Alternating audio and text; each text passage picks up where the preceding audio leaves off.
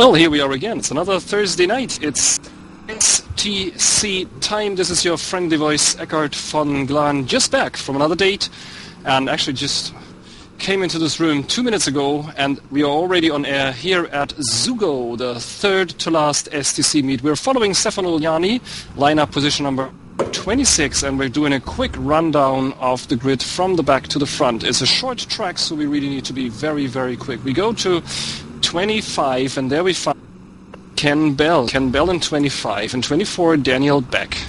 In 23, Paolo Honorato.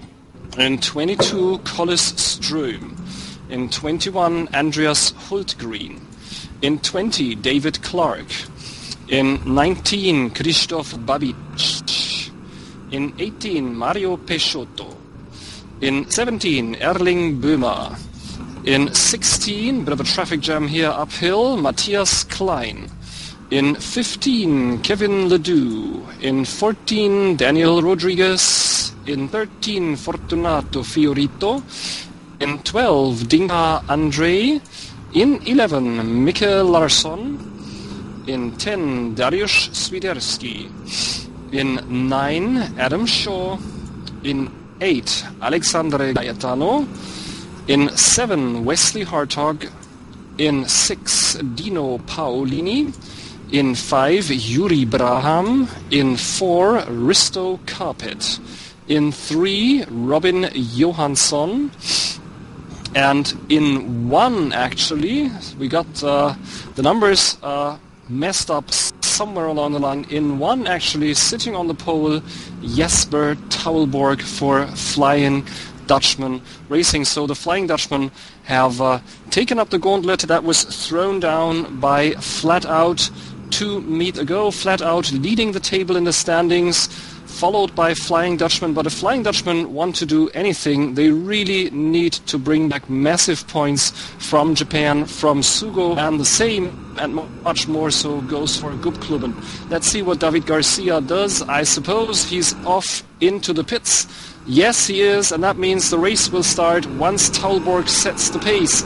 And there he goes, down the start and finish line. We already see an attack in position number 2, so camera should go to position number 2, because there is Robin Johansson, and he is followed closely by a flat-out guy that is not Yuri Braham. Yuri Braham is for Flying Dutchman Development. He is harassing the flat-out guy, and that is Risto Carpet, and he's turning Carpet already in turn number 3, and Braham as well. Flying Dutchman Development harassing Flat-Out, and Flat-Out drops down to 14 here at Sugo. What a bad start for Risto Carpet to start the race. And mind you, it is for the first time ever we're here. It is dry, but still it's very twisty track. It's a very short track, and it's extremely difficult to get past anyone. And there is Carpet off the track again, further down the field. Carpet off the track again, and he drops a massive number of places. Carpet drops down all the way to... Hang on, can't even see him on my screen anymore. He is in last position, position number 26 for Risto Carpet. Carpet was off the track again. Apparently he tried to regain positions. Apparently he ran into some more trouble. Let's see how far he can get back up. 26, that is of course the end, the very final last of the grid. And in position number 1, it is still Jesper Taulborg, who did a perfect start, and he's leading a 1-2 Corvette pack, and it's Robin Johansson for Gubbklubben in position number 2 here as they head into T1 for the second time. And they are followed by Dino Paolini. I thought it was Dinka Andre, but it's Dino Paolini for Waterblue Racing, all poised to take advantage of the very good behavior of that Pagani Zonta in tight curves, and that's what we have a lot of here. You can see them, the big powerful Corvettes, really difficult to control here as they head uphill into a bend called Rainbow Corner. It's really dreadful. It dips down and it's slightly levered to the outside, and then it goes, you really have to hit that perfectly because it goes down a long way towards Horseback Corner. That's what they are approaching now. Taulborg setting the pace here. And yes, indeed, the new patch that was the update for Race 07 actually works. There's less smoke now as the players go through the turns here. There's less smoke from the tires, much better. Thank you very much for Simbin for updating this by now rather dated title. And the head out here, second lap is finished. Taulborg in the lead, and Gubbklubben man Robin Johansson in 2, and the flat out guys nowhere in sight. I wonder if race direction David Garcia is with me in the booth now and can tell us how he witnessed the start from the back of the grid. David, you follow the grid in the first lap, don't you? Yes, of course. Could see nothing, Eckhart, because they were away from me already, but okay. Looked like a clean lap despite your comments on the top spots. Okay, so nothing for you to see, and we didn't see the second touch. We saw the first one. That was a Flying Dutchman development player. That was Yuri Braham trying to overtake in T2. And here we see an attack by Robin Johansson already in lap number 3. He is definitely out here to push, and to push Jesper Taulborg maybe into a mistake. And this is going to be a really close fight from what we have seen so far. These guys are absolutely on par here. And here at Sugo, there's really, it's just the main start and finish straight where you can kind of relax a little. Most of the time it's turn, bend, control, and don't step on that bottle too much. Well then, time here to introduce my crew as usual. David already introduced you along the way, but hello again, David Garcia.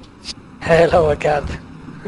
And of course the man who makes it all happen, who's got all the technology set up tonight, it's Jose Estrada. Hello, Jose. Hello, Eckhart, and hello everybody. Really intense start this time. Yeah, definitely. Really lots going on, but it was to be expected. I mean, this is a tight track. Look at it. It's really not very wide compared to, for example, Bahrain, which is up next, which is really wide track. And this is really narrow here. It's more suited really for motorbikes, isn't it? Well, they as David always says when everybody complains about this track, they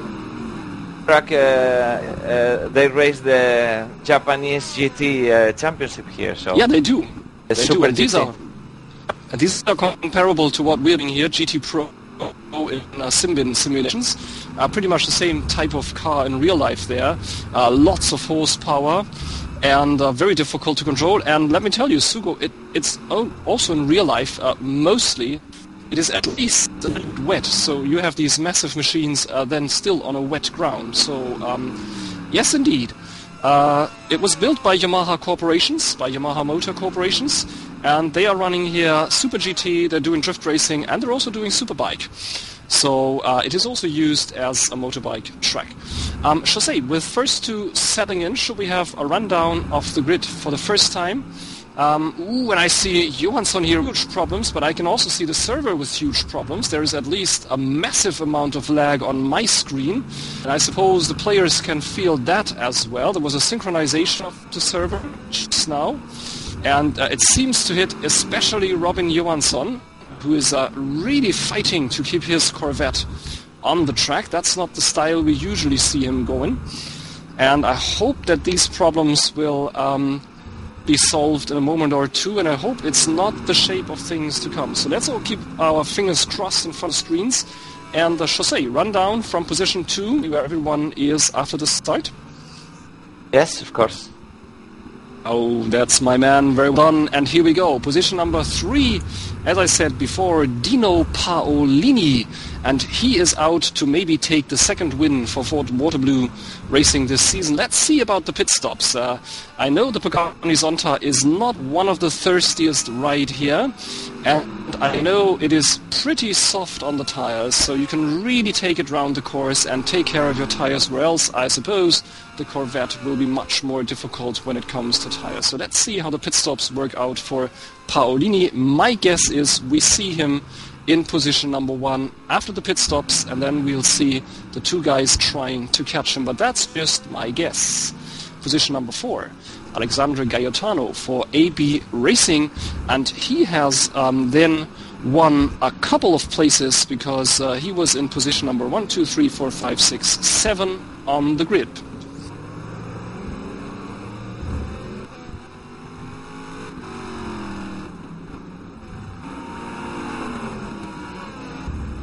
And we move down one position to position number 5, Wesley Hartog for Flying Dutchman Development. And they have really put a lot of power here on the grid. Game is synchronized again, at least my end of the line. Oh, this looks very touchy. Anyway, Hartog and the Flying Dutchman Development have put a lot of power here on the grid, definitely to fend off the flat out, definitely to show that they really are serious about reaching the title for Flying Dutchman Racing, the senior team. But Wesley Hartog here for the Flying Dutchman Development in the Audi R8, and he is up a couple of places. Only one, that's not quite a couple. And we see Kane Lasky for the Torrent Motorsports in the Apollo Gumpert red version, and he is up from 10 to position number 6, so definitely he profited from the trouble that befell the guys in 3 and 4. Position number 7, Dinka Andre, second of the water blue guys, and also very well positioned indeed. He's up from 12. And yes, this is a very tight turn they're going through now. It's called fourth corner. Well, a nice way to name your corners, Sugo. They're now through the S and up into High Point corner. And then out of High Point corner they go into Rainbow corner, and we drop down one position to number Yuri Braham, who was involved in that tussle with Risto Carpet right in lap number 1, turns number 2 and 3. In fact, turning Carpet around, and there's a change there. We see that Torrent player. Let's have a quick look. Kane Lasky off the track for just a moment, and 2 people are squeezed past. So Lasky now down to position number 8. And a slightly dented Gumpert Apollo front left. In position number 9, Fortunato Fiorito, taking as much speed, as much power as he possibly can onto the long straight that then goes downhill.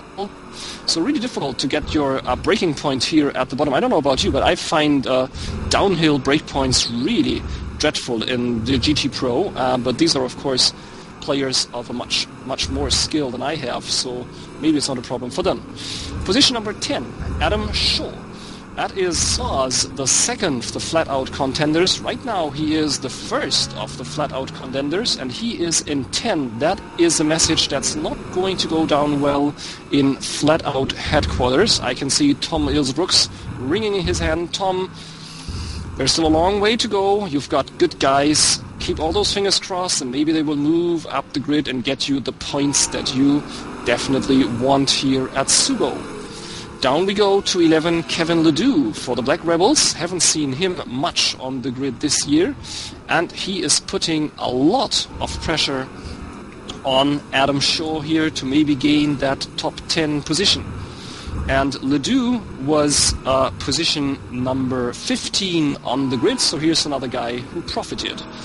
In 12, Mikael Larsson, dropping one place for Blue Flag Racing in our pink Zonta. And under heavy attack from the second of the Flying Dutchman, that's Dariusz Swiderski. And he definitely wants to get past Larsson to get more points in the overall standings for the Flying Dutchman. Let's see if he starts an attack here at the end of the start and finish straight. No, he doesn't. And it's going to be difficult for him in the more twisty section, because that's where the Zonta definitely has its strengths, where else on the long straight he might really stand a chance if he gets good exit speed out of 110R corner, which is the last one. Down we go to 14, and there we see Matthias Klein, the second of the Torrent guys, and he is also followed by someone who wants to move up the grid by a second guy for one of the top teams, and that is position number 15, Daniel Beck, who was on the grid even further down, if I'm not mistaken. Yes, he was. He was in the very last nose. Third to last position, 23rd. So he really moved up, and he's now attacking Matthias, but Matthias closes the door on him, and Daniel has to step back just a little, but I suppose just a matter of time before Beck nips past. Looks like he had a serious problem in qualifying, because he seems to be much faster, and he's up already from 23 to 15, 8 positions. Well done, Daniel. Then in 16, second the blue flaggers, Krzysztof Babic from Poland. He was on the grid as driver number 1 from the first on, and actually I was supposed to take car number 2 here, but as I just said, I just came in very late here for the broadcast, so Micke Larsson took my seat. Thank you very much again, Micke, for doing that, in case you are able to watch the broadcast later on. Babic in 16, and followed by a whole gaggle of cars. There we have David Clark. Don't mistake him for one of the flat-out senior team. He's one of the flat-out juniors. You can see that by the number 6 on the Koenigsegg. And he is indeed following Babic very closely, as is Daniel Rodriguez. So if Clark does just a tiny wee bit of a mistake trying to get past Babic, Rodriguez will be there for AB Racing to take advantage. Then in 19, Erling Böhmer of the Gubbklubben UD, so another junior team with stakes in the overall standings, because their senior team is in position number 3. And there is Risto Carpet. On his way up the grid, he is right now attacking Böhmer. He's feinting left, he's feinting right, and I suppose he's trying to get good exit speed out of 110R chassis. Let's stay with these all the way down the main straight and see if Carpet can make a move and use the power of the Koenigsegg. A Swedish car doing an attack on a Swedish guy in a German car. Let's see what comes of it. And Risto Carpet is very close indeed. He should feel how his car is being pulled towards the Gumpert, and into the brake zone he goes. That is a nice, perfectly executed maneuver there by Carpet, and he is up to 19. The long way from 26, and let's see where he ends up. Let's hope it's back in the top 10. Risto, here's wishing you all the best on your journey, and it's going to be a long way, mate. Böhmer now 20 and 21. Another Swede running for the Black Rebels, Andreas Hultgreen, in one of the GT40s, Martek, here on the grid. Now trying to go to maneuver through that uphill passage, and then nope, Andreas, don't slide, that's just not the way to do it. Oh. You really have to have a very clean line here, Duffy, don't you? Yes, of course, especially before the longest straight on the circuit. Yep, if you mess up the entry to that one, it's really going to pay. You really have to pay. Sorry, the other way around. You really have to pay. And I did some laps here, of course, in preparation, because I was scheduled to take part tonight. And I always messed up that turn. It's so difficult to take because you can't see the apex. No way you can see it. And where you instinctively try to turn in is dead wrong. So you really have to go against your instincts once you turn in at the top there. And Hultgreen seems to be in some trouble here with the setup of the car, I suppose, because it's very unstable in that long right-hander, the 10R. So, and it was also damaged at the front left, so maybe he got a hit somewhere. It looks like it, doesn't it, David? Yes, of course I got. And he's followed by 22, Stefano Legnani, who was sitting in 26 on the grid, so he is up 4 positions already. They got a penalty. Oh yes, they did. Yes, they did.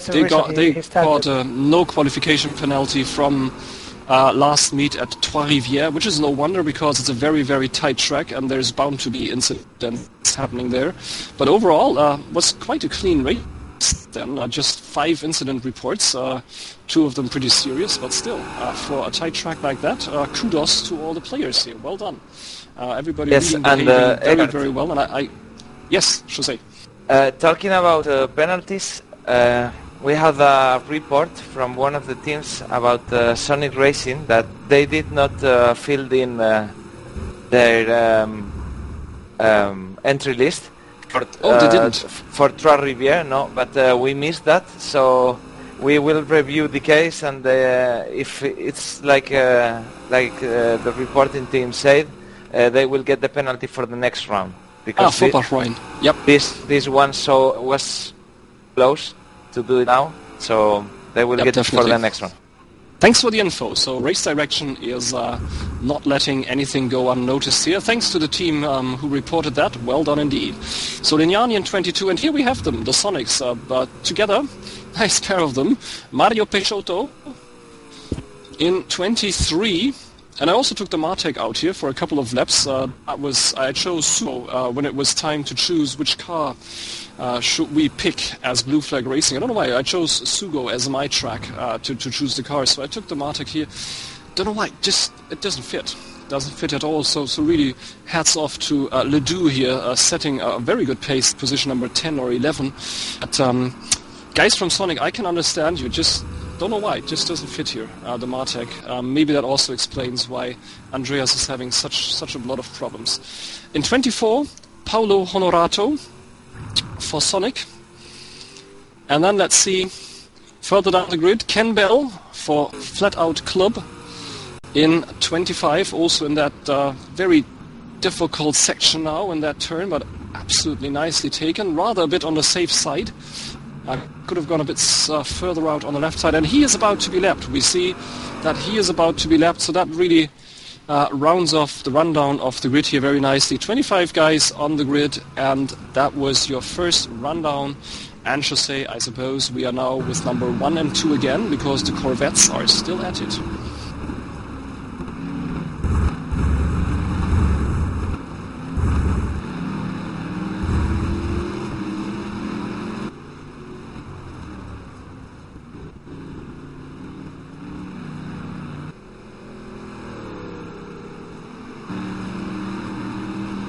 So 25 guys means one of the teams is only here with one player. I seem to have missed it in my rundown because I was so fixated on the different names and the teams and stuff. I totally missed who it was, but we'll find out in the course of the broadcast, or maybe somebody gives David Jose a little nudge on TeamSpeak and tells us which team only managed to field one player. And right now we see Taulborg really flashing his headlights like mad to signal to Ken Bell, watch out.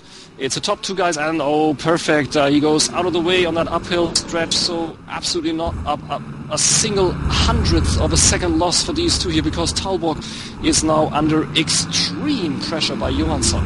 We saw earlier that Johansson struggled with what I think was line problems here somewhere on the internet along the way, because it was also pretty bad on my screen.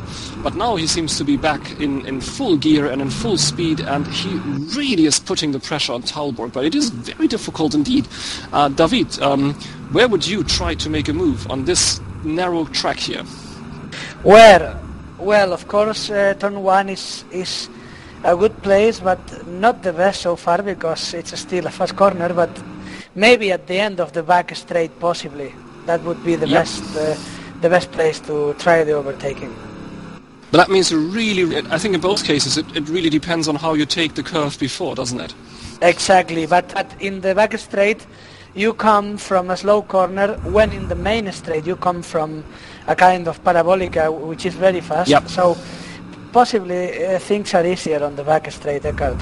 Should be. Yep, should be easier for really waiting for the guy in front to have not a good exit there, especially with the hidden apex. It is so easy to make a mistake. Exactly. Indeed. That when you wait for a mistake there, like Johansson obviously is doing now, and look at that, he's putting the pressure on Taulborg exactly before that turn. So push him into, I mean, not physically, not touch his car, but psychologically push him into making just a tiny mistake there, so he can get into the slipstream. It's downhill here, so it's really fast. And then it's rather difficult actually to miss that breakpoint downhill. Don't know why. It's really one of the easiest breakpoints on the whole track. I have no idea why that is so. Because if I don't miss it on a regular basis, it means it is dead easy. And so very little chance of your opponent doing that. And yes, here we are then in what you call the Parabolica, which is called 110R, here at Sugo. does actually have a chicane in it, which is really weird to go through. I did that once. It's a funny feeling. It takes away all the speed. Imagine a chicane in the middle of the Parabolica in Monza. Very crazy. But I suppose that they do it for the bikes. I don't know. Yeah, it's a very weird combination, Eckart, indeed, and it is a very slow chicane if you compare with the normal layout. Yep. It really doesn't fit in there at all, but there must have been some problems with high speed there, and so they decided to put it in. Yeah, Sugo, it's a track that's actually not very far away from where the dreadful tsunami hit. I think we talked about it last broadcast when we were here in the previous season. Tsunami was still something that was on everybody's mind. It is really not very far. It's only about 15 kilometers away from Sendai. And if you remember, that was one of the towns that was the hardest hit. But this is uphill.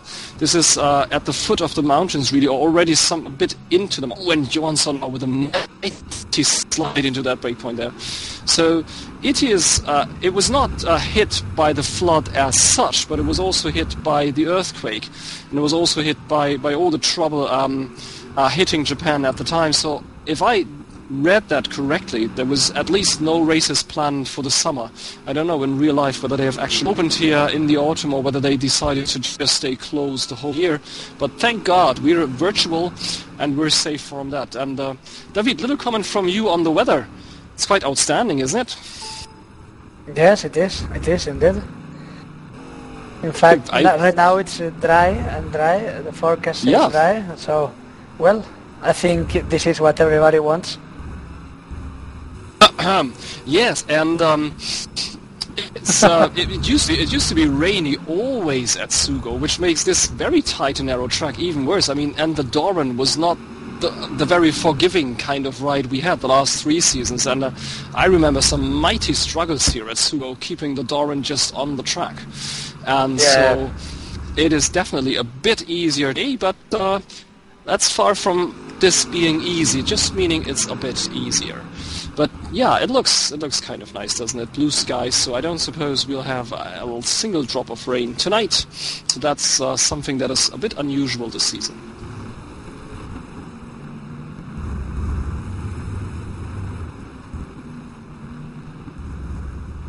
I'm checking it. And just now, David rushes off to his monitor to check if we have any other close battles on the grid as Taulborg and Johansson close in on another lapping maneuver. This time it's the two Sonic Martex who are up, and I see that Dinka Andre had to leave the game.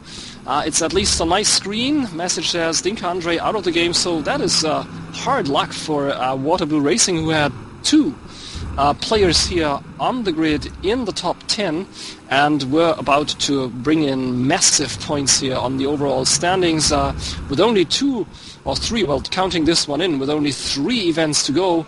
Any single point, of course, counts double and triple. Yes, David.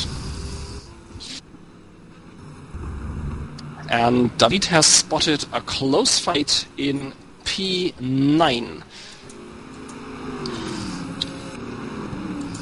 And indeed, it is Kevin Ledoux of the Black Rebels still trying to find a way past Adam Shaw.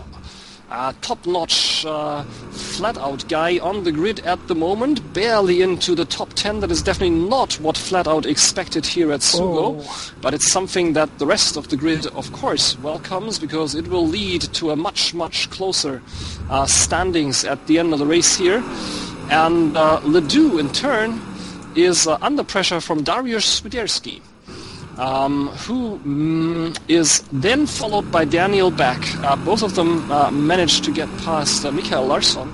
So Swiderski here also putting some pressure on Ledoux. So Ledoux is in the unhappy position that on the one hand he definitely has to attack, and on the other hand, if he just makes a little bit of a mistake, he will be eaten alive by that Corvette from Flying Dutchman Racing. But now he is very close indeed, David, isn't he? Should be right in the slipstream. And he's already moving out. He's already moving out as they go uphill and downhill they go now. And bit of a defensive maneuver there. Looks like flat out car going to the right. Yeah. Yeah, the Koenigsegg have a bit a higher top speed. Yep, definitely. It certainly has. And look at that. There's the attack by Ledoux. They touch as Ledoux gets out of the slipstream of that Koenigsegg by Adam Shaw. And Whoa. It was well executed, but very close indeed. That flat-out club car there, making way as it was about to be lapped, and just Ledoux must have felt like, oh my god, what's happening? But he just managed to squeeze through, and that went well. Eckhart, now I think Ledoux will have to defend himself because the speed of the cars coming behind, I think both cars are on higher top speeds. Yep. Indeed. And now look at that. Ledoux missing his brake point at the bottom there because he wanted to stay very, very close indeed. Not Ledoux, sorry. Shaw missing the brake point there because he wanted to stay so close to Ledoux. And that gives a bit of an opening for Swiderski. And Swiderski now trying to take as much speed as he can out onto the straight. Let's see if the Koenigsegg is a match for the Corvette. We saw that it could easily fend off the Martek on the straight. Let's see what the Corvette does. The Corvette stays in the slipstream, stays in the slipstream, all the way down. Now he goes out. And now into a very, very late brake point, and he manages to pull it off. Fantastic defensive move there by Adam Shaw. Just shows that was the latest brake point possible, wasn't it? Yeah, of course. Both cars went to the maximum. Absolutely. Perfectly executed by Adam Shaw. Very well done indeed. And Swiderski obviously taking a bit of a breather now in the next lap, trying to regain his rhythm, trying to regain his speed, get the act together. He's way too far ahead to do, too far away to do anything in this lap. But he might be trying to make another move in the next lap, or it might be that Swiderski is back in the rhythm and is now setting out to hunt down Ledoux. Guys, and look at that, yes. P4, P5, P4, we have a very nice fight. They are very, very close as well. And we're leaving P8, P9, 10, and we're moving up the grid to P4, P5, where we find Alexandre Caetano of AB Racing in the black and yellow Saleen. Battling it out, struggling to fend off the attacks of Yuri Braham, who slipped from 4 to 7 earlier on as he was involved in that together there with Risto Carpet in T2 and T3, and who has climbed up the grid a little and is now sliding mightily there as he gets a bit of a sideway drift from the curbs. He's now, both of them, climbing up that hill into Rainbow Corner, and both of them having a perfect exit. Just a little bit of a wee slide there by Caetano, but Yuri Braham is in no way able to attack in this lap. But here it seems that we might actually see something in T1, because I think the Audi looks pretty good on the straights. Don't know why, but it looked pretty good the last time actually when they went down the straights. Let's see.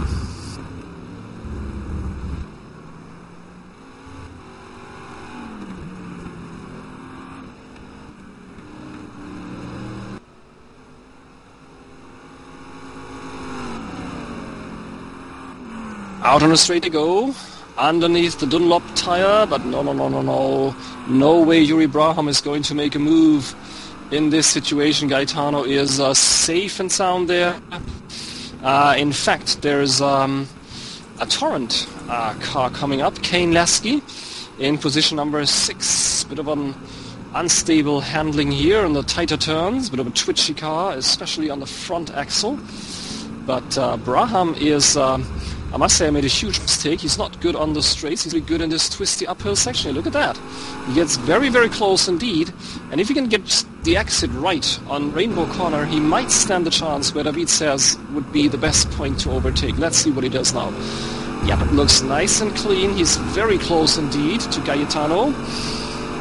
And he should feel the slipstream at this point, but it's no way he can get close. Nope. New theory, the Audi is much worse on the straights, and it will really depend on getting... or it will depend on luck, and there he is handed position number 4. by Alexandre Caetano as he puts the Muscle slightly, the Celine slightly into the green, meaning the grass here at Sugo, which is very green indeed, but rather not as fast as the tarmac, and so that means that Caetano is down from 4 to 5.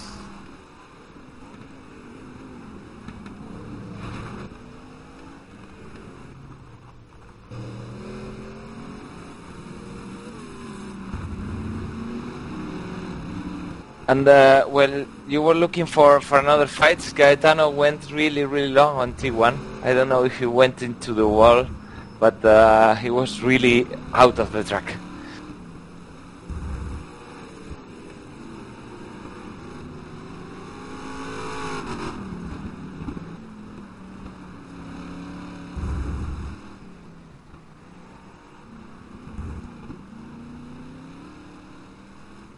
And we go to 10 and 11 as we see the first players actually exiting the pits. So they are definitely either on a two-stop strategy or they have been hit with a stop and go. I saw at least one white Koenigsegg exiting the pits just now. Might be a two-stop strategy. I would be much surprised there. And we see here 10-11. Adam Shaw defending position number 10, the last of the top 10 positions, against Daniel Beck, who is really putting a lot of pressure on him. And right now he messed up his exit there. Beck did, up there in Rainbow Corner. He had a bit of a slide with the Corvette, and so Shaw had a breather here, but he is definitely closing in, but now he's off the track. Now he's, just as I was saying, he's closing in. Daniel Beck is off the track, and this gives Adam Shaw the room he has been waiting for. This gives him time to reconstitute his drive, get back into the rhythm, focus on the track ahead rather than the rearview mirror, and settle down a little and be prepared for the next onslaught, because Daniel Beck is still following him, and Daniel Beck will definitely try to get past, because this would mean stealings from the actual contestants for the overall title here, because Flat Out are in 1 and Gubbklubben are in 3. Well, you were yes, talking, David. Eckert, Robin Johansson almost spun his car at the end of the back straight. He could control it, but he lost it at least a couple of seconds. To Taulborg. With Jesper, yeah. Yep, and here we see Daniel Beck now. Daniel Beck trying to push his way past, and he does. He manages to make that move, and yes, Shaw is in huge problems in that uphill section. They're almost losing the Koenigsegg, but very well caught indeed there, Adam. Absolutely nice move there, catching the Koenigsegg again, and but nonetheless, Daniel Beck is passed in a massive move, a very broad shows here for the Swedish Corvette, but he was faster in that uphill section. He saw a little bit of an opening by Adam Shaw, and he decided now and here is the right time and the right place to get past and actually put in an overtaking maneuver. And look at that, he already has something like 150 meters of virtual gap between his Corvette and the Koenigsegg of Adam Shaw. So it looks as if he is decidedly faster. And it might be that the Koenigsegg is pretty tough on the tires, because Adam Shaw is losing rapidly now on Daniel Beck, who seems to have absolutely no tire problems at this point in the game. They might come a little later on, but we are something like 35 minutes into the race, and Daniel Beck still taking very clean lines here indeed at Sugo.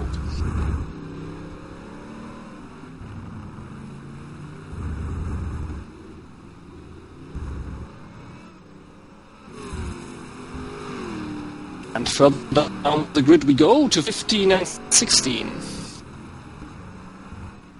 Because there we find Erling Böhmer of Gubbklubben UD fighting against the second of the AB Racing Celines, that's Daniel Rodriguez.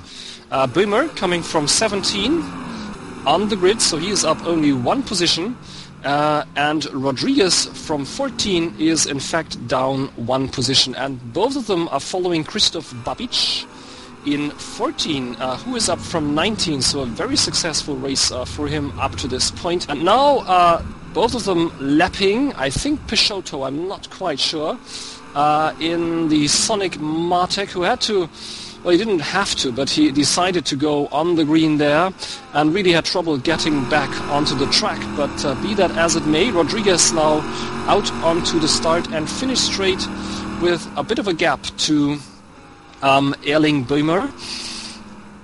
But I think the Apollo is not exactly your car for the long straight, but it seems to be pretty good in the brake zone. Look at how much Böhmer could manage to get close to Rodriguez in that brake zone approaching T1.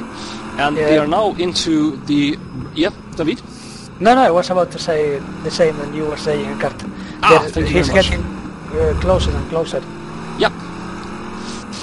Yeah, it seems to be there's a certain kind of ride here who is very good in that brake zone, and that really gets you in the position to put that pressure on your opponent that we've seen before in that uphill section. Now they're out into Rainbow and down the long straight. Let's see what Böhmer does at the end of the straight. He is in a slipstream. He could make a move. He moves out to the right-hand side, but he moves back in. He moves back in, but we know that he can brake very late. No, it doesn't. At this point, it doesn't help at all. And Rodriguez stays in front.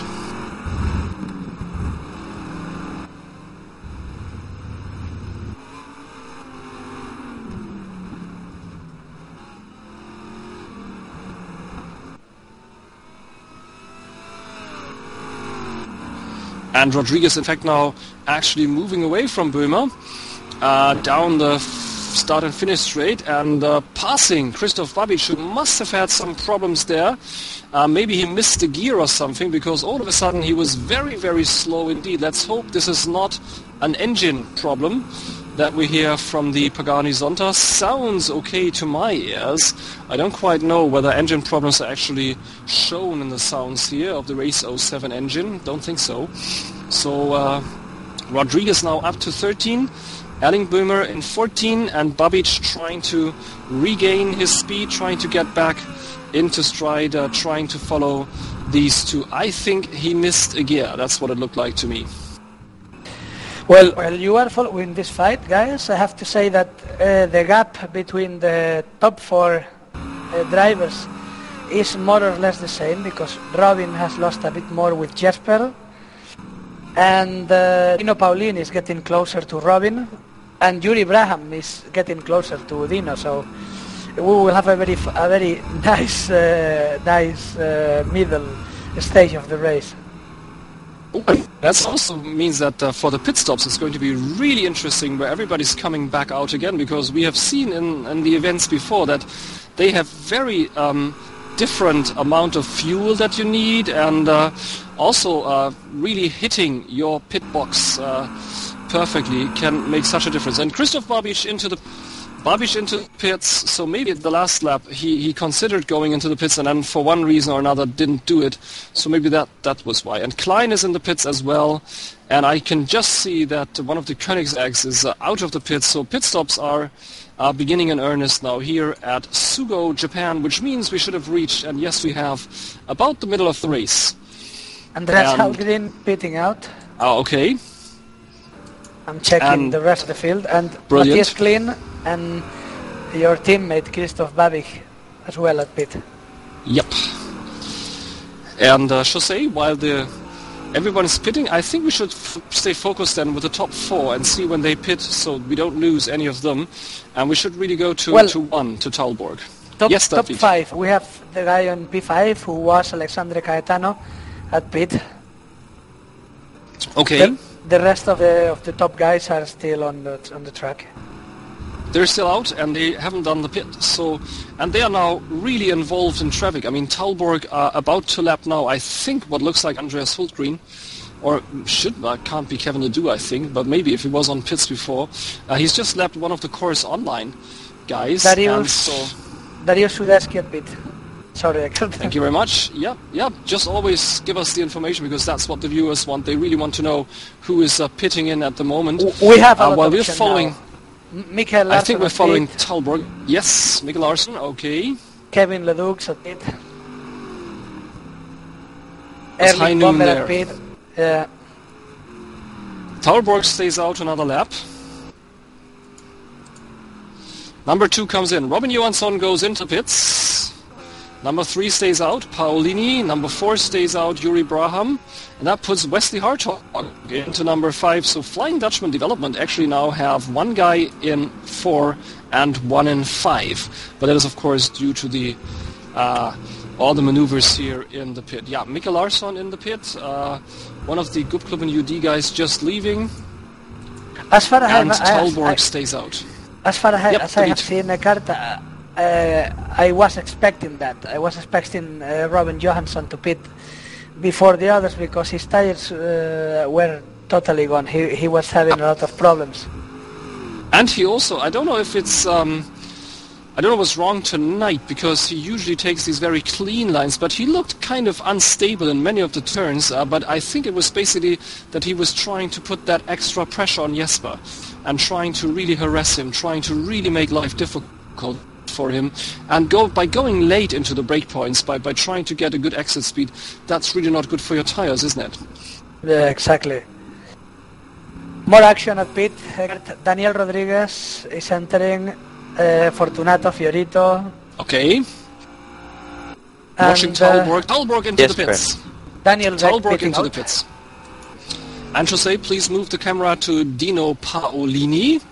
Into the pits as well. Ooh, very narrowly missed it.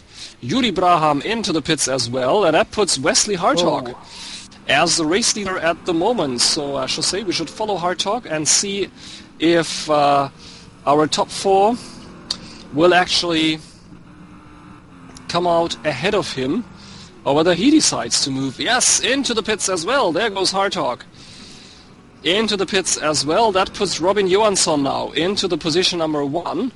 And let us see if... and I can see Taulborg leaving the pit, so it will be very, very close indeed. Taulborg will have to take the next turn rather slowly. He can accelerate. Oh, Robin Johansson is off the track. Yeah.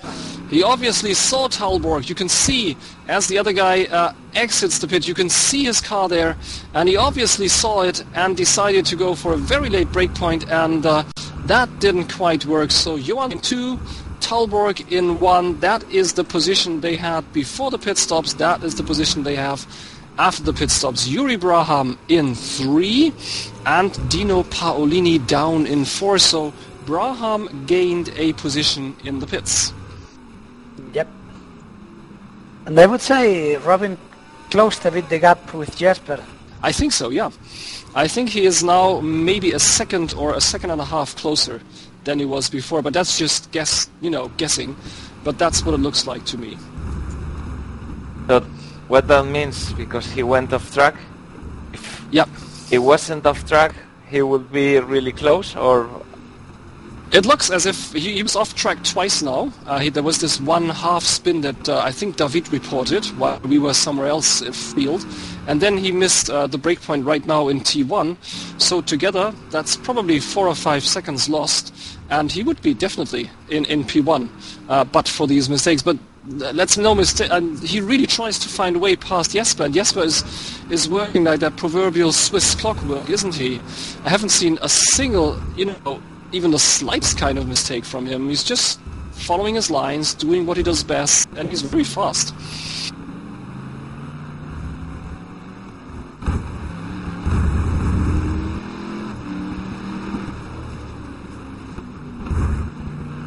And following these top players on number 1 and number 2 for the last 1 or 2 laps, what's your idea, David, with fresh tires? Johansson having a bit of an advantage, or is it Taulborg who is as fast or a bit faster than Johansson? Well, if we had to judge it, I would take in consideration, Eckart, the first laps of the race, because at that part with fresh tires, I think it was Robin Johansson faster than Jesper. Exactly. But it have been the opposite in the second part of the first stint. It have been Jesper. So maybe Robin is a bit more aggressive. Yep. And it pays off at the end on what comes to the tires' life, possibly. Yeah. I can also see that Jesper is really trying to be as conservative as he can possibly be. I mean, with Johansson on your back, it's really difficult to be conservative, but that's the way I see it too. We see very little of that virtual smoke coming from his tires in the brake zones or exiting the pits. The turns. And indeed, it looks as if he's trying to conserve as much of that black stuff on his tires as possible.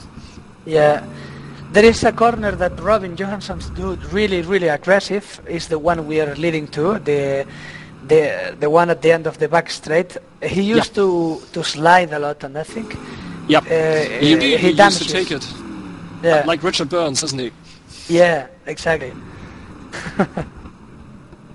And there we are again. Look at that. Again, yeah, exactly. Really sliding into the turn. That's definitely not good for the tires. On the other hand, it allows him to brake. Look at that. He's closing the gap again. So he will be harassing Taulborg in what I would say 2 laps or so. He will be close again. He will be able to read everything that it says on the back of the Flying Dutchman Corvette.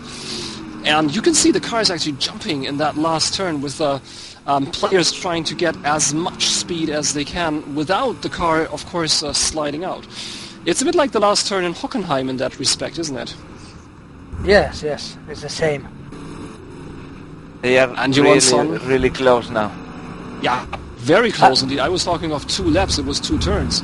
I think if Robin managed to get closer or even to try an overtaking, he should do that, because otherwise, if he don't manage to overtake Jesper in the next, let's say, five laps, he will start going down in his pace. Yep. He will start feeling the pain, definitely.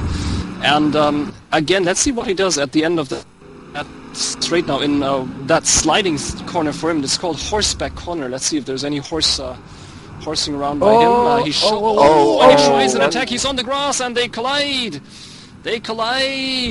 And he comes back on. Jesper comes back on. It looks as if both the rides did not sustain very much damage. Taulborg's Corvette looks definitely dented on the right-hand side because that Johansson went in, and Johansson's Corvette looks dented on the opposite side, of course. But it seems as if Taulborg took that more or less in stride. But I agree with you, David.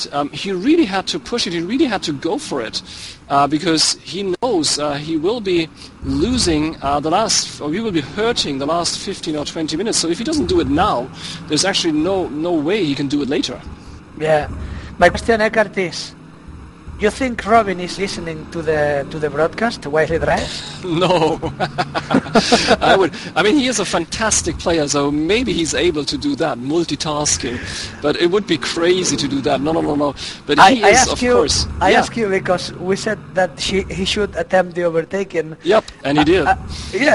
So I think it's we just should your expect race another experience. move. David, I think it's just your experience that pays off. You've been in that position too so many times on virtual tracks all over the place, and you just figured out. And here he goes again.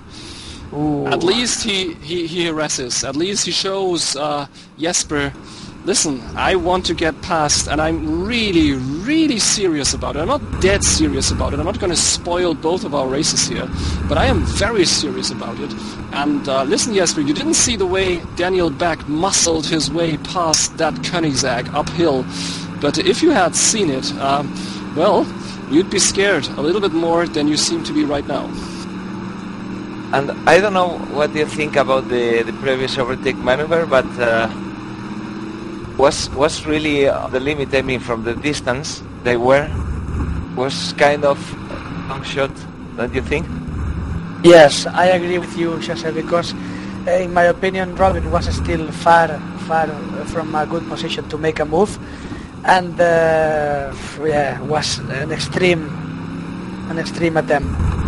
I totally agree. I couldn't agree more. I think if this were, look at how close he is now in that uphill section. He tries to go on the inside, he tries to go on the outside. He's everywhere. And now, sorry, yeah. No, I was saying I could read the number plate of the... Yeah, you could. And he is now, and he didn't get quite a good exit there out of Rainbow Corner. So there's no way. But coming back to your question before, was that a very wise maneuver? I think actually it wasn't quite meant as an overtaking maneuver. I think he just wanted to show Jesper where he was, and then he lost it just a little in the braking zone, and the car got just a little unstable, and from that point on he was more or less a passenger and couldn't quite control what was going on. That's the way I saw it. Yeah. The problem for Robin is that Jesper is not doing any mistake, especially in the corner before the straight, and I would say Robin is in panic right now. Yeah, and you really have to look at the overall picture. It's only 3 laps to go. Their Gubbklubben are in 3, Flying Dutchman are in 2, and they both see and they both know, of course, they have the race engineers keeping them up to date about the positions, and they both know that Flat Out are having a very, very difficult day today at Sugo. I mean, right now they have lapped a Flat Out guy, so they know that the points are up there, that the points are theirs to take. And of course they both really want to go for the big prize, do they? And they approach now a really huge block of cars, like 5 of them. So maybe in that in the blue flag maneuvers, Robin can see or can take another chance, because you said 5 laps, and these, and there he goes again, the tires, Robin, the tires. And I mean, you talked about 5 laps, David, and these 5 laps are past now. So do you think he still has a chance, or are we getting to the point where Jesper will be able to pull away? Well, I think there is a bit of a gap opened already. I can't assure anything, Eckhart, but I would say Robin will start losing a bit of a distance with Jesper. Let's see. There's the bunch of cars about to be lapped there. We have, let me quickly check the names for you.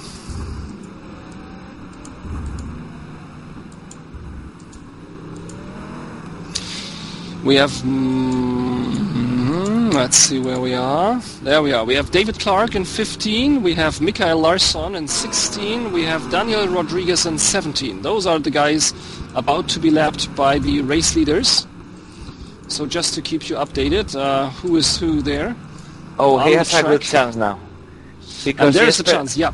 Jesper had to slow down, I think, for the lap car. I mean, the AB Racing guy was doing what he should. He was trying to get out of the way in a clean way. And, there's an overtaking maneuver there right in front of the noses. And now the flat-out club car is off the track. But Robin cannot take advantage of that, because Jesper is moving, slicing through that field of cars like the proverbial hot knife through the butter, or the warm knife through the butter. But right now, Johansson is very close. Do you think he will make a move at the end of the straight? Let's see.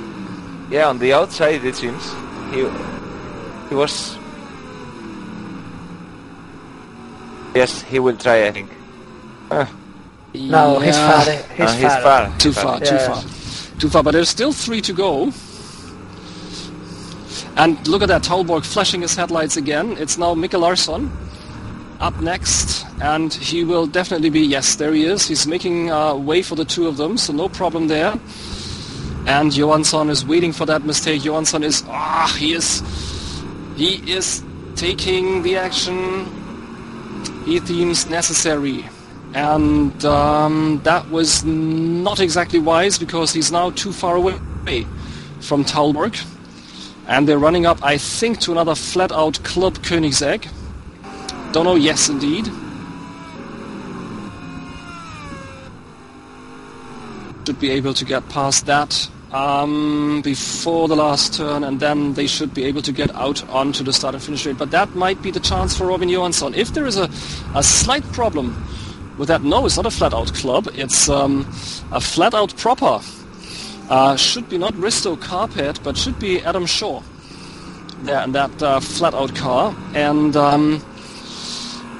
if they can follow him down, if Jesper can take advantage of the slipstream, that might be his chance to get away a little from Robin. But Shaw is moving out of the way. Big time. Somebody went we really saw long. somebody losing it in T1 and coming back on. One of the flat-out club guys. Sorry, can't identify it at this point. and losing it big time there at the break point, but managed to stop before the wall and back on the track, so no harm done. And well, watching these two here, my guess is Taulborg will win the race. Well, it's still a bit early, but you see Johansson made a big front slide. He lost the front of the car very strange way. So he's suffering now from the tires. I mean, his chance now is more like Jesper has some trouble with a lap car or made some mistake than from really pure pace. And he couldn't take advantage of any of the situations so far. And there were one or two small situations, but Taulborg is just so much in control. He must be made of ice. And now, look at that. They're past all these cars, all the lapped cars. And in fact, Taulborg used the situation to actually be further away from Johansson than he was before. He actually gained about 20 to 30 meters here on Robin Johansson in that fight there. Jose, let's have a rundown, because we've been showing the top two for a long time, and it's well worth it, because those were very highly interesting images and very close fighting indeed. But let's see where everybody is here as we head into the last 20 minutes or so of race number 7 of the Sim Racing Team Challenge at Sugo. Taulborg at 1. Quite close now. Yep, Johansson getting closer again. So we're doing a quick rundown with no comment, I promise, just the names, so that we see where everybody is as they approach the last quarter of the meet here. Johansson in 2. Yuri Braham in 3. Dino Paolini in 4, so he could never recover the position he lost in the pits. Followed very closely by Alexandre Caetano in 5. In 6, Wesley Hartog. Position number 7 for Kane Lasky. Great result for Torrent. But followed closely by 8, Daniel Beck, trying to get valuable points for Gubbklubben. Followed in 9 by Fortunato Fiorito. Followed in 10 by Kevin Ledoux. He's a bit of a lonesome guy out there. He used to be fighting closely, but now it's rather lonely around Kevin. 11, Matthias Klein. 12, Erling Böhmer. And 13, we have the first of the flat-out guys. Ooh, disaster with a huge, massive D in front. 14, Mikael Larsson. 15, Risto Karpet, second of the flat-outs. 16, Daniel Rodriguez. That's very close racing there indeed. 17, David Clark, so they're all in one bunch there. 18, Krzysztof Babic, bit of a gap for him.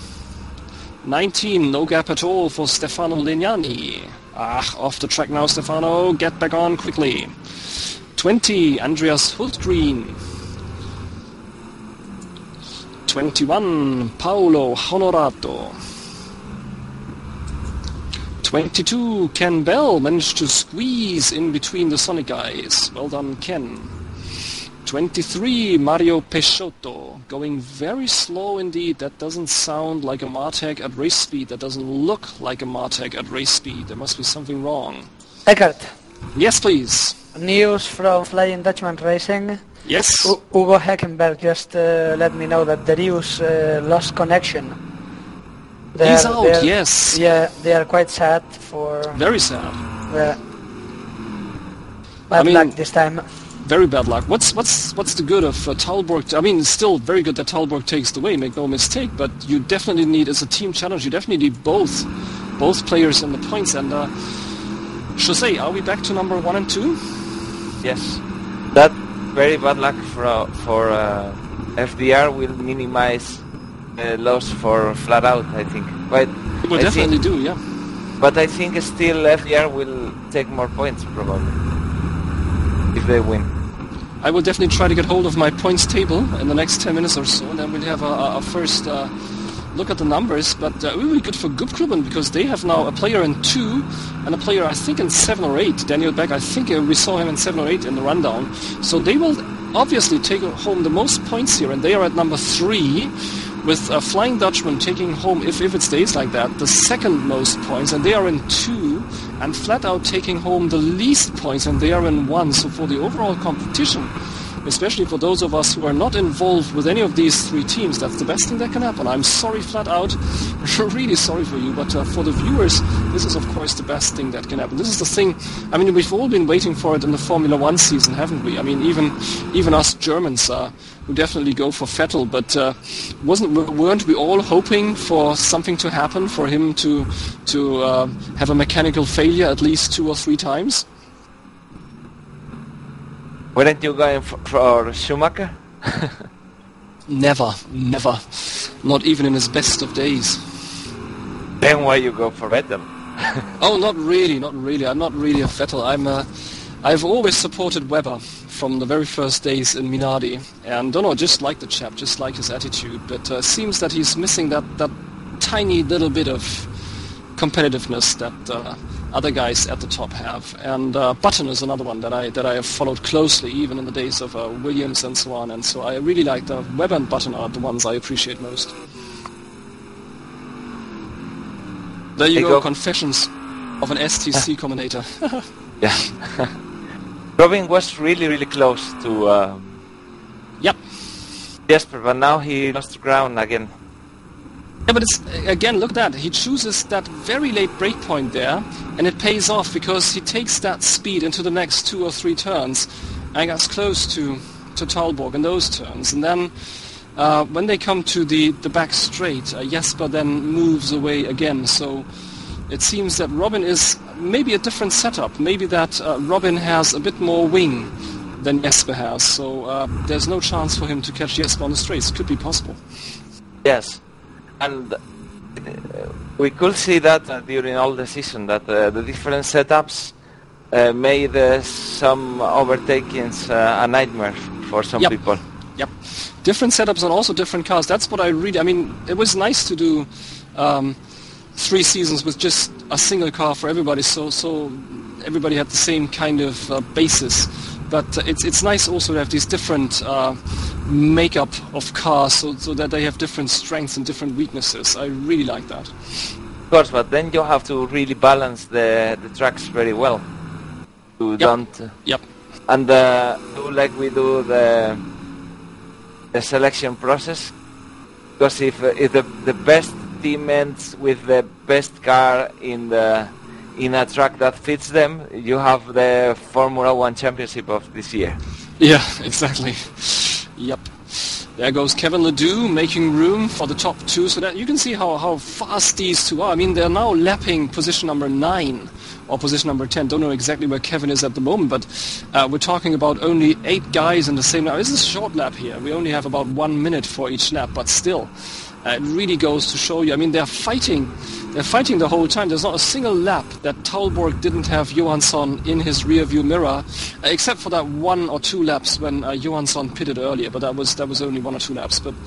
And still, they have this amazing speed here, both of them.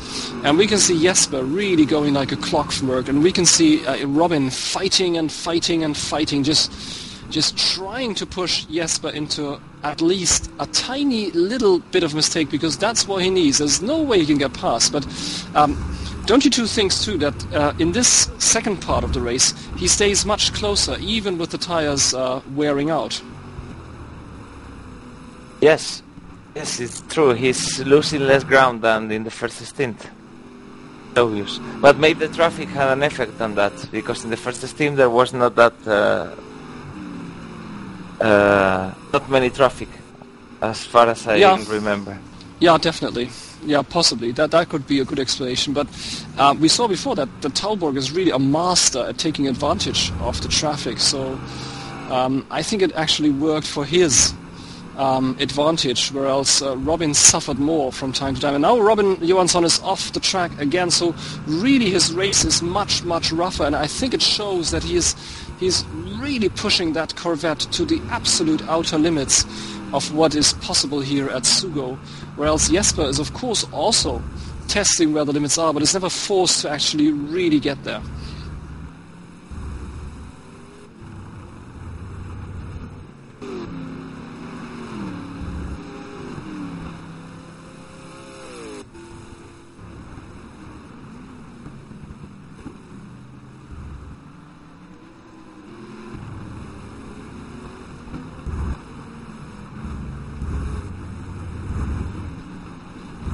Okay, further down the grid we see two Swedes, Erling Böhmer and a Swedish team also, Gubbklubben UD in the German Gumpert Apollo based on an Audi framework, and he is followed by Pagani Zonta, Mikael Larsson for Blue Flag Racing, team.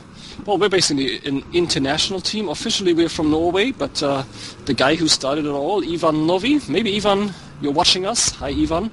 He's from Norway, so officially team is from Norway, but really we're from Sweden, from Germany, from England, from the United States, from Poland. We've got many Polish guys on our team, so really from all over the place. Can't really put it down to one nation. And there goes Larsson now, very close indeed, as Mr. Böhmer has missed the breakpoint in T1, and Larsson seems to be in the much faster car here, but they're now coming. Oh, look at that Böhmer producing a lot of smoke, even with the new update, where it's much more difficult to produce that smoke, obviously. And Larsson trying to nudge his way past, trying to find a way past. And Larsson, I think, is followed by Carpet, if I see that correctly. Yes, indeed, that's Risto Carpet. He was, let's not forget, on 3 in the grid, so he should be much faster than these two. And so if Larsson doesn't get past quickly, he's going to be in some trouble with Carpet on his back.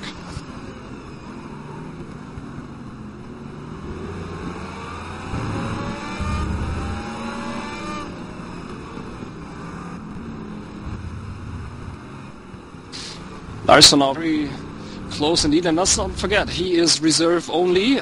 He only got a message from me like 3 days ago that he should please be prepared to be on the track tonight. So obviously didn't have much chance to do much training here at Sugo, but the track fits him. He ended up position number 5, I think 2 or 3 seasons ago. Best result for Blue Flag in years and years and years. Best result ever in the Torrent times. And so it really fits him, and it looks like it here as well. He is having a bit of trouble here and there with the Zonta, but overall he's keeping a nice pace, and he's keeping Risto Carpet at bay, which is fair enough, and he's putting the pressure on Erling Böhmer. But further down the grid, Carpet is under pressure from Daniel Rodriguez. That is also for position there. Rodriguez in 15, so we have a group of 4 cars, 12, 13, 14 and 15, all of them fighting for position here as the race is drawing towards the end. I think we have about 15 minutes or so to go. Don't really want to go to my timing screen at this point. Jose, do you have a time for me? How much more time we have, or is it impossible? No, I don't, but I think David can help us.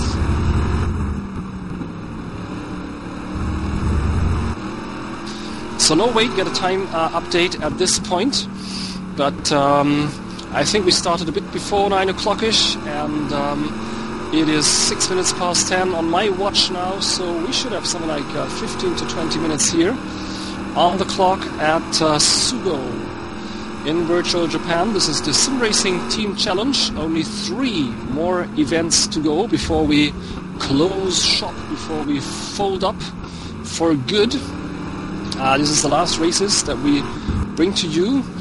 This Simbin engine has more or less run its course, and we're saying goodbye to it. But the day is not over here at Sugo, as Carpet is under pressure from Rodriguez, but just manages to extract himself from Rodriguez's grasp in the places where it counts.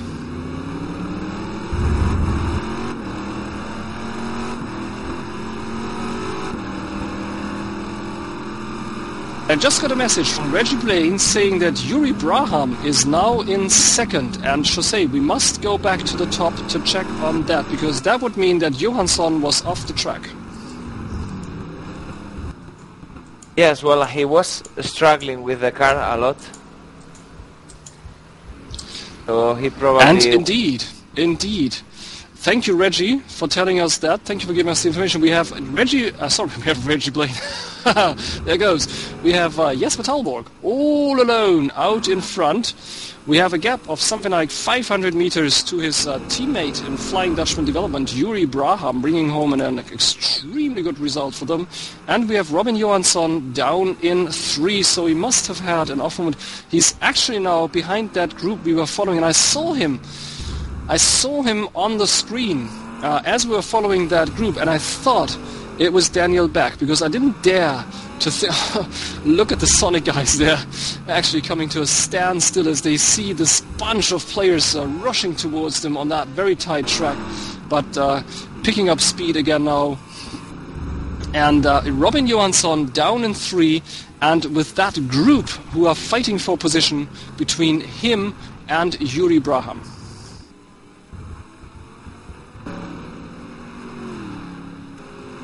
And with only about 50 minutes or so, or 18 minutes of the race to go, I should think that Robin Johansson should call it a day at this point and should stop trying to attack and should rather defend against Dino Paolini, who is behind him in 4 and whom we can see from time to time if we follow Johansson. See him from time to time in the back already in that white and blue, water blue Pagani Zonta. There was a crash behind Paolini. I see a lot of smoke and a crash into the wall, I think. Which position? I can't tell you the position, but... I'm on it. It was on the back of Paolini. Okie dokie. Yes, it's Paolo Honorato. Paolo Honorato has crashed into the barrier there in... approaching the last turn, actually, in the run-up to 110 hours, so there's 2 left-handers, and he obviously missed one of them, and his Martec is now absolutely bent. Really must be absolutely dreadful to be in control of that one. And also his teammate, Mario Peixoto, goes into the pits at this point, so not a very happy race here for Sonic at Sugo. And thank you for giving us that information, Jose. So that was Peixoto in the pits, and his teammate, let's have a quick look. Again, his teammate from Sonic there in the wall, and not out of the race, but heavily damaged. And yes, indeed, that was visible just behind Dino Paolini, who is at least a lap, I would figure out 2 laps up on these 2 guys. So, well, that actually, that mistake by Johansson that we didn't see actually takes away all of the flavor of the last laps here, doesn't it? Because it leaves Taulborg for the first time in 70 minutes or so with some open space around his white and orange Corvette. He's followed by a Koenigsegg, but that's a number of laps down, I suppose. And so he can really take it slow from here on and just bring it back home. I think the only problem he now has is staying focused. Yes. But I mean, if he could stay cool and doing no mistakes with a car attacking him all the time, this is the easy part, I think. Yeah, indeed. If Iceman Taulborg can do it with somebody like Robin Johansson all over his back in the same brand car, so really on an equal footing, if he can stay cool there, I think you're dead right to say. Should be easy to stay relaxed now, because he has a teammate in position number 2. There's Yuri Braham there, and Robin Johansson is now, in fact, running trouble of being caught by Dino Paolino. Yeah, 10 minutes to go. So, 10 minutes to go, race control tells me. And David, while you were out feeding Timmy, obviously, or whatever you were doing, you missed a big shake-up here, because Johansson, we missed it on the screen too, obviously was off the track and is down to 3. Oh, I see Yuri Braham. in position 2. And Paolini now about to swallow Johansson. If he's not careful, with only 10 minutes to go, Paolini is advancing rapidly on Johansson, so the hunter becomes the prey. Even Alexandre Caetano, who is as well coming from behind.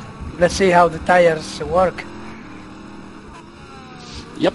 And, well, the Sonta is very soft on the tires, very soft indeed, because it's got this amazing handling. You've got lots and lots of downforce, simulated downforce. So it might be that with Johansson having these short tires, which we think he has, there is a fair chance now for Paolini to actually start an attack in about 5 minutes or so.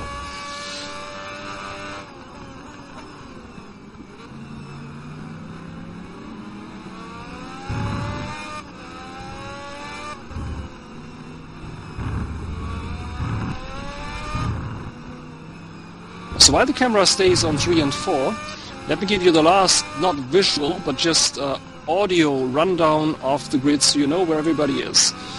We've talked about 4, Dino Paolini. We've talked about 5, Alexandre Caetano. We're talking about 6, Wesley Hartog. Great result for the Flying Dutchman development here, taking home massive points.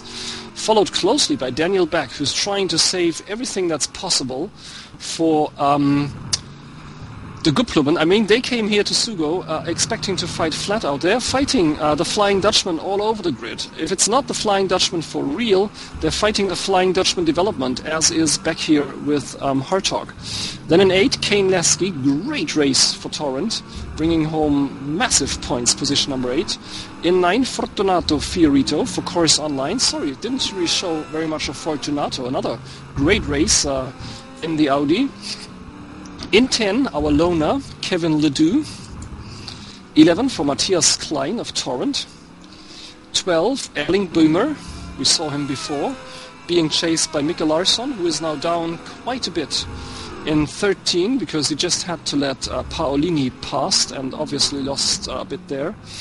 In 14, Daniel Rodriguez, very close now to Mikkel, in fact. In 15, Risto Carpet, he must have some huge problems with the Koenigsegg, because there's a big gap between him now and between Larsson, and they were fighting for position earlier on. 16, Adam Shaw, second of the flat out, so let's note 15 and 16 for them.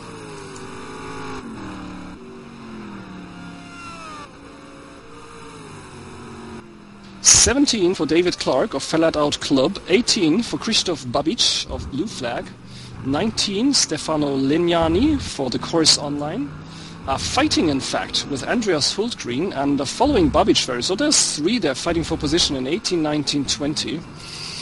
And 21, Ken Bell, having passed the second of the Sonic now. 22, Paolo Honorato with a mightily banged up Martek, and 23, Mario Peixoto. So that's your final rundown here, and I will now try to figure out the points at this point. Taulborg in position number 1.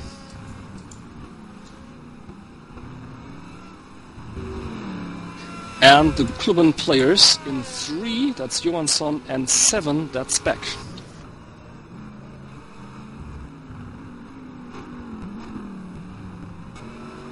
Later, trying to find his points table, and there we have it.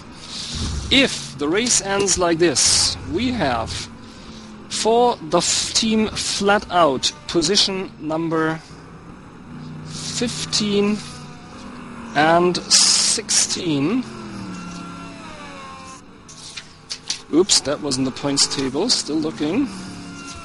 Mikkel Larsson is out, Eckhart. Oh, he is! What a bad news. Whatever happened? I don't know. I just see he's out of the race. Oh dear, bad luck. And Blue Flag were running so strong tonight. But it seems that this is again not exactly our season.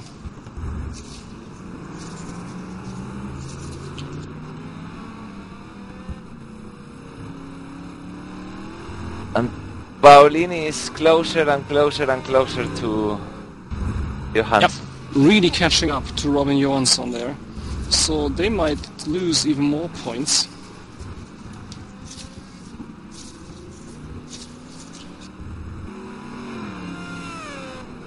He's in DRS distance now.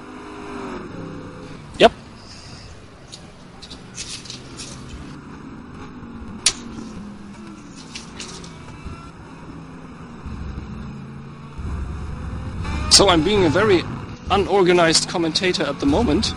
Can't find my points sheet at all. It's somewhere here in my folder for STC, but I just can't find it. So sorry guys, no way I can give you a points update. But looking at the overall standings, position number 1 for Flying Dutchman should give them something like a 7-point edge or so on position number 3 for Robin Johansson. But that position number 7 for Daniel Beck will again give them an edge over Gubbklubben, over Flying Dutchman, which should be worth something like, I don't know, maybe 10 points or so better. And then flat out in 15 and 16 are going to lose a massive amount of points to both of these teams. And yes, this is the biggest fight here at the end of the race. Race control, how many more minutes? Yes, we have 4 minutes to go. 4 laps. 4 minutes equals 4 laps at Sugo, and chances are we'll see an overtaking maneuver by Dino Paolini.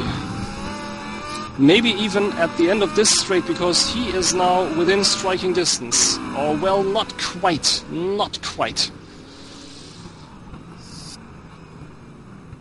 But look at that, he's getting close as Johansson has serious trouble. Oh, thank you very much. Somebody has figured out the points and tells me on TeamSpeak that at this point, Flat Out would have 360 points. Flying Dutchman would have 353 and Gubbklubben would have 320. So obviously, and thank you very much, Test Drive, whoever you are, for giving us this information, because I'm too dumb to find my table. But that would really mean that the top 3 teams are back to within 40 points of each other with only 2 events to go. So it really means that Gubbklubben still have a fighting chance to actually win the title this year. I would say Test Drive is Tom Milsbrooks. Yes, because he's the guy that always corrects the points when we make mistakes. So I will say it's him. Yep, and he does have a vouched interest in the points. He definitely has. So I wouldn't be surprised if it was Tom. Yes, if it's you, Tom, well done. Thanks for doing the maths there. And as usual, they should be dead right, because you do them. And, well, this is the points, the lead dwindling, withering like snow in the sun. There's another message for me, but it doesn't appear on my screen. And it is indeed Tom who says, yes, no problem, Eckhart. Just doing you the odd favor here. Thank you, Tom. And that really was valid information there for all of us. And it's only 2 minutes to go, I think. So Paolini better make a move now. And it really is interesting to see Johansson, who was the hunter for most of the race. And now Paolini is close. Now Paolini is trying to get in the slipstream for real on that long straight. Yes, David? We are in the penultimate lap, possibly. Okay, 2 to go. And oh, look at that Zonta on the straight. It's a shame. There's absolutely no way Paolini can make a move in T1. Absolutely no way. So he must make a move in the next 2 or 3 turns. I dare you, he's going to make a move in that uphill section where Beck muscled his way past one of the Federers. Ooh, very close indeed.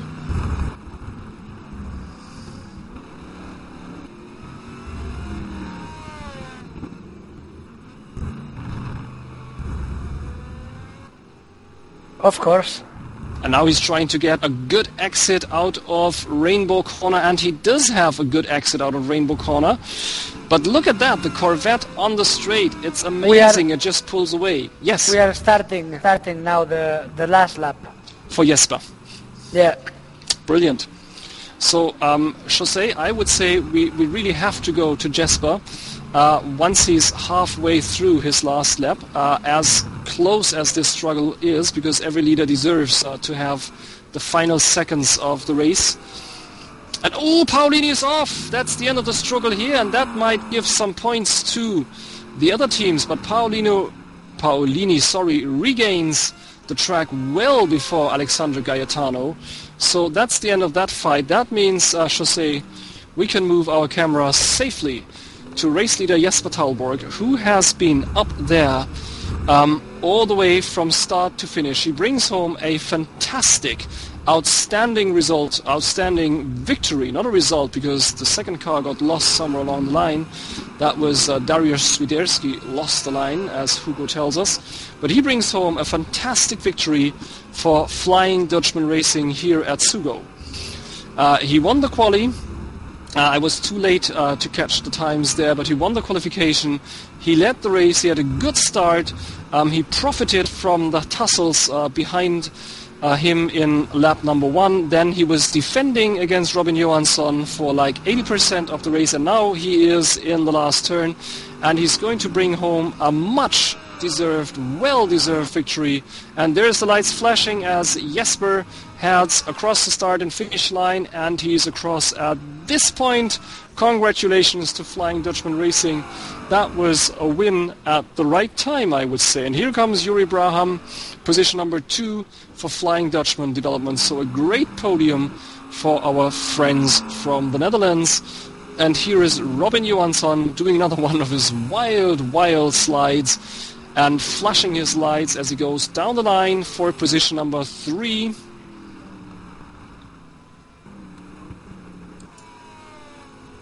Paolini in 4, Alexandre Caetano across the line in 5, Wesley Hartog will finish in 6. And the last fight on the grid is for 8 and 9. Yes. Between Fortunato, Fiorito and Kane Lasky, because poor Kane Lasky, he has been running a great race and he is being harassed on the last 200, 300 meters here.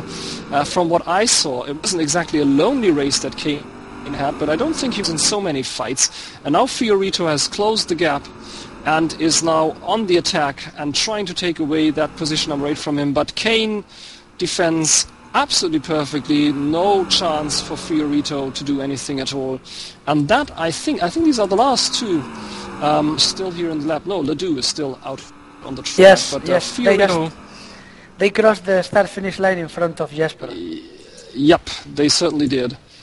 And now Ledoux is also in the pits, so the race is definitely over, and it's time for the interviews in just a second.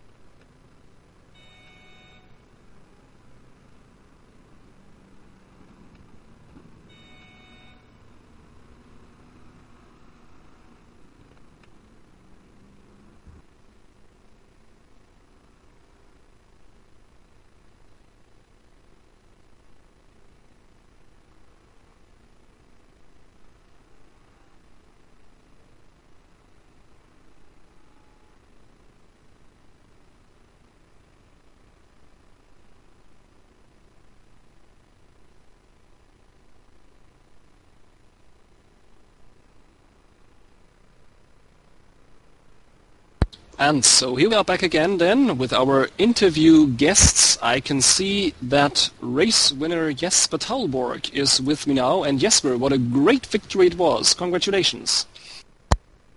Thank you. Still tired?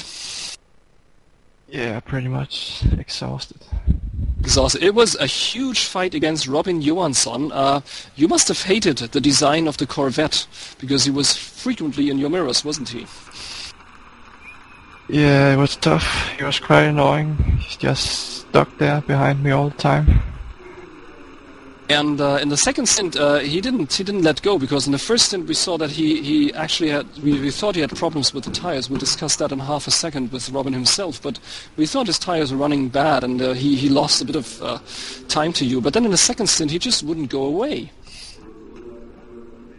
No, indeed. But luckily, then he drove to the pits. Don't know why. Yeah, or off track or whatever, so we'll come back to that in half a second and ask Robin. So that really meant you could take it safe from there. Was it difficult to keep up the concentration after that huge amount of pressure was gone? Yeah, very much. Also happy you brought it back home. And in position number 2 is your almost teammate Yuri Braham. Yuri Braham, congratulations for that. Is that your best STC result ever? Yeah, thanks, Egbert. Yeah, that's my best finish so far for STC. That for sure. Brilliant. Oh, man, I'm still full of adrenaline, so... Doesn't matter. We've seen much worse in these interviews here. So, just a quick view at your race. There was there was a bit of a tussle in the first lap, and were you involved in it? I don't quite remember who was in it, but it all boiled down to Risto Carpet going off the track. Yeah, well, what I saw from my seat was suddenly Aristo coming from right to left after I had a tap from behind in the second corner, and I think it was Risto, I don't know for sure. And he used that to get to the right side of me. Well, that's a blind spot. Then he tried to steer in front of me in the third left-hander. What resulted that I tapped his rear, and he was sideways in front of my car. And I could nothing do. I think it's just a bad position for both cars. Okay, and effectively it sent Risto down the grid, and he never quite got back up, which is a shame really, because it would have been interesting to see him up there in the fight as well. But congratulations, Yuri Braham, second position. So really, you got back. I think you dropped to 7 or so in that tussle, and then got back up by doing a couple of passes. So Robin Johansson, there you are then, position number 3, another podium finish. But what a hard day's work it was today. Yes, I'm very hot right now. And you did everything you possibly could trying to get past Jesper. I called him the Iceman in the course of the broadcast. Was that your impression as well? Yes, and I was trying everything, and then I overdrive a lot. Okay, so you had problems with the tires, obviously, and... yeah. Didn't see how you lost contact to Jesper. Could you please tell us what happened? The tires were completely off. No grip at all. And so you went off track? Yeah, and right on the grass and stop and go. Oh dear, stop and go. Even, so you were really in the pits, and then you came out just in front of Dino Paolini, so you really had to, I said, going from hunter to hunted, you really had to defend that position then for the last 5 or 6 laps, didn't you? Yeah, it was fun. Well, interesting race for all 3 of you. Jesper, I hope you recover from the exhaustion of that win. Great drive there for the top 3. Thank you very much. It's been a fantastic race again here at Sugo. Only 2 to go, and with the result, you bring the whole top closer together, so that's very good for all the viewers. Thank you very much indeed, the top 3. Well done. And there they are, silent and stricken. Thank you. Thank you. Big thank you to David for race control, giving me important information and joining me on the broadcast. Thank you, David. Thanks to you, Eckhart. Thanks to all the teams and drivers. It was a very enjoyable race. As usual in the STC, and of course the brilliant pictures were brought to you by Jose. Thank you, Jose, for always having the camera where it should be. Thanks to you, Eckhart, for a nice commentary, as usual. Fantastic. Yep, just got in time with about 3 minutes before the start. I entered my house, but it all worked out in the end, so I thoroughly enjoyed myself here at Virtual Sugo. 2 to go. I'll be on the grid next time at Bahrain, saying my personal goodbye to the STC as a player, and then we have our overall final last event just before Christmas, and we will then decide who is the last ever STC champion. This is it. Eckhart von Glan, your friendly voice, saying bye-bye.